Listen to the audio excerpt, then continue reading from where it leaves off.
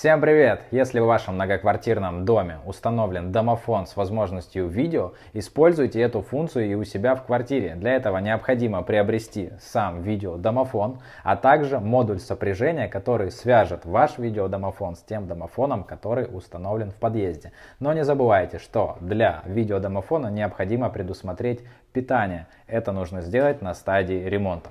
Также вы можете установить вызывную панель у входа в вашей квартире. Таким образом вы будете видеть не только тех людей, которые заходят в дом, но и тех, кто подходит к вашей квартире. Сейчас покажу, как это работает.